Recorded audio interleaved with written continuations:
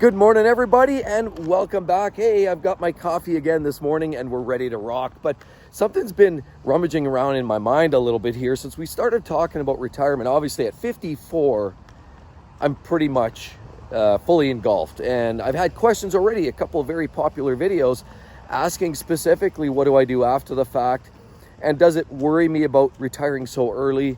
You know, because obviously everybody runs out of time and out of money. And those are the two big commodities. Money you can usually make somewhere, time you can't. And so this is what I really want to dial in today about a conversation about essentially this is a ticking time bomb, if you will, or essentially the countdown is on. Now, I've heard of different statistics, and ironically, a friend of mine that actually passed away that I mentioned in a previous video also brought this to light. And there was a study done, there's a research study done way back that looked at the age of people, their mortality, how long they expect to live, how many more things they plan to do in their lifetime. And I kind of want to talk to you about that because I believe that brings a little bit of this sobering perspective. But a lot of times, the longer you work, the shorter you actually live. And now I don't want to be, this isn't about being frightful, but when I saw this statistically, when I saw this study done, it really brought to mind that, yeah, I think there's something to this.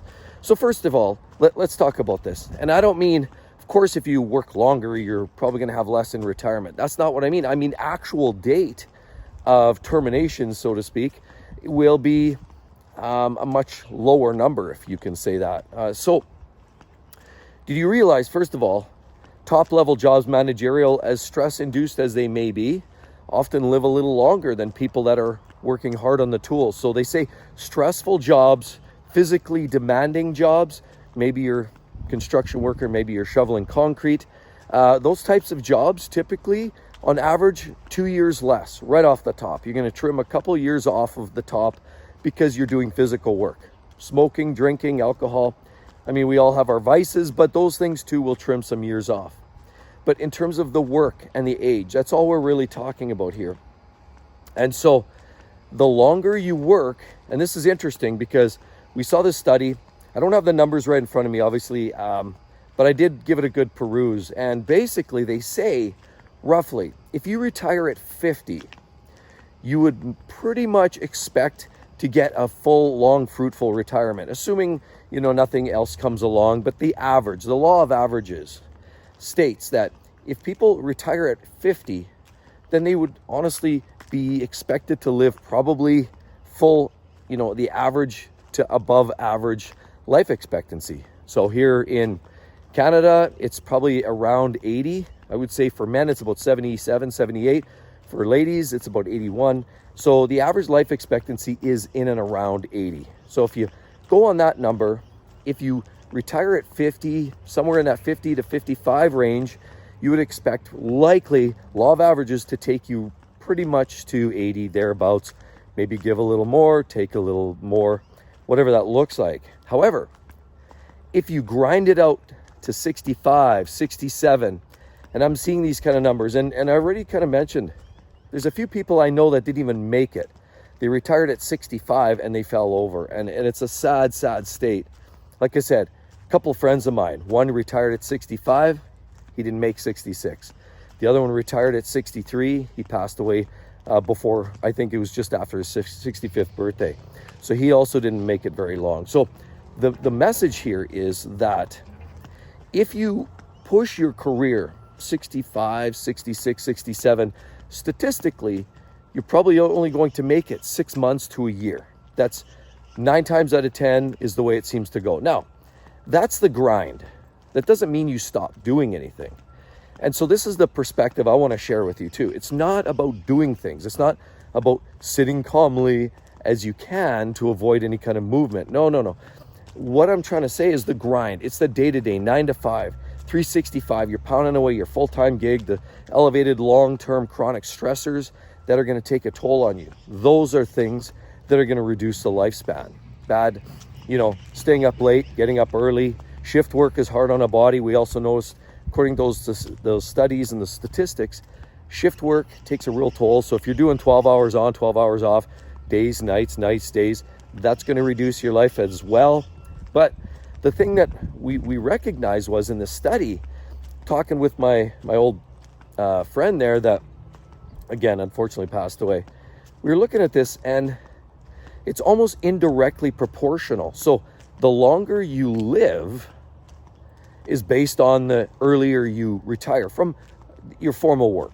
Again, I've always said this before, and they're very specific in the study. I remember reading there was a caveat in there that the chronic long-term gig. So if you quit or retire from your mainstream job that you've had for years, and the chronic stress is tearing you down, then, I mean, going to do other things, hobbies, small amount of work, maybe part-time job, maybe you work at the coffee shop for, 18 hours a week. Those things there did not seem to have an impact on longevity of life. What did have an impact, of course, was just the long job, the job that's you've been there for 15, 20 years. You're well seated. It's more of a career. Of course, there's more stress on the line. The boss usually has more pressure on you. The expectations are higher, and that chronic stress just takes a toll on people. So that's one thing that I found. And remember, this is essentially a time clock. Life is a time clock. And so I keep coming back to this. And that's why, so here we are, retired at 54. I know my days are numbered as everybody's. And I think of some things, for example, 54, if I live to 70, let's say 80. Let's say I live to 80, that's 26 more years left. That's 26 more of these beautiful summers. That's 26 more NHL playoffs. I mean, we just saw the playoffs here just wrap up. Unfortunately, the Oilers lost to Florida, but hey, maybe next year, right? They're changing some management and things are going to change, and who knows? We'll see what happens there. But yes, you look at things like that where you're talking about how many more years that are, available to you. And of course, playoffs, for example, are one of them. Or, that annual trip you take with your buddies, that golf trip. If your health is good, you may have another 26 of those. You hope that, your spouse is in similar condition, similar age, then you have another 26 birthdays and 26 Christmases with that spouse as well. Your kids, you're going to see them less and less and less. And once they move out, I mean, that goes down quite dramatically in terms of the amount of visits you might have with your kids once they move out.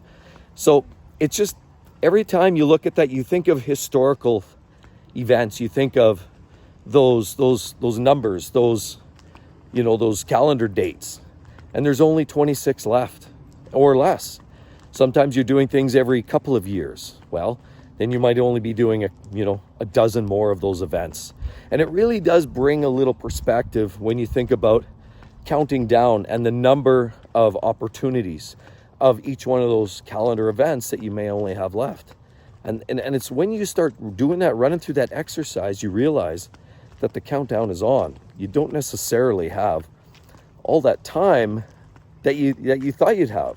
And not only that, we want to put this also out there. So you're feeling good today. I'm feeling good today. I'm 54, and a lot of you guys are 50, 55, 60, and beyond. Are you feeling good today? I'd love to hear it down below. Are you feeling good today? I'm feeling okay today, but we don't know what that long-term outlook looks like. Here today, gone tomorrow. And the one thing we cannot get back is time. And so while we're feeling good and we're hustling and we're moving and shaking and moving mountains with our careers and our jobs, we feel like, hey, the end is so far down the road that there's no issues with, it's always going to be easy. But that's not necessarily entirely true. We're not necessarily always going to have that time. And that's why when you hit 50, 55, 60, the countdown's on. So that time is running out and you can't get that back. So yes, there's a financial aspect. And I'm not your financial planner here. I'm not here to talk about, how to manage your finances, your pensions, your 401ks, and all of those things that you need to keep surviving. And I know a lot of people, they end up, kind of getting back into the workforce. So maybe they have their 9 to 5 that they did for 35 years. And then later on in life, they just say, you know what, I'm going to chisel it back. I'm just going to go do that part-time gig.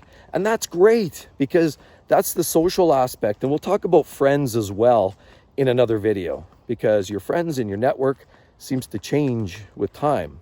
And you don't always have that there. And your network is constantly changing. Once you retire, a lot of your friends are part of the network that were there when you were working. And so we'll talk about that too. But the reality is, I just want to get back down to brass tacks and say, look, we're on limited time.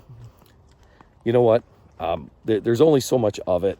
And quite clearly, I think the best way is just to take a look at this, a long, hard look at how many of those events you have left, how many of those calendar dates do you have left, and then equate that to the dollars and cents. A lot of people grossly overshoot their earnings and their savings.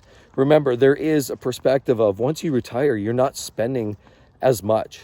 I mean, assuming you have all your debts paid off and you're not paying, big car and mortgage payments, you're able to live on far less money than you were when you were trucking along in your day-to-day lives. I mean, all the gas every day you're using to work, food, lunch is going out. Of course, just you're living it up. You're buying stuff a lot of times you don't need. You're building your house. You're building up things. You're renovating. You're doing all these exciting things. But a lot of those things cost money. And once you retire, if anything, you're leveling off. You're maintaining. You're sustaining. Or you're even potentially just selling things off and simplifying, which is a big part of what I've decided to do. And like I said, it's if there's one thing that I can say, we don't have an infinite amount of time. And so as a result, you're definitely going to want to think about that. How many more of those events you would have based on the law of averages, which is all we know. We can't go on beyond that. But also consider the type of work that you do. The long-term chronic stress or physical work is taking a toll more on those types of individuals than it is even on, a garden variety, easy, low stress job. That can have a big impact. So I hope that really hit home for a lot of you. It really did resonate with me when I saw that article. I remember it was a few years ago when my buddy shared that with me, but it was kind of going through my mind here this week. And I thought, I've got to share that because it's equally important to understand that, wait a minute, there is specifically a fixed time that we're around, and it's not doom and gloom. It's just a reality. Conversely, it's the opposite of doom and gloom. It's the fact that, hey, let's enjoy today. Live every single day to its max. Get as much done. Enjoy your time. Spend that time, the quality time with your family. That's what matters. Do the things that matter, not the things that are just busy work, pushing papers. Anyway, definitely I'd love to hear your comments down below, and don't forget to subscribe to the channel. Hope to see each and every one of you on the next one. See you soon. Bye-bye.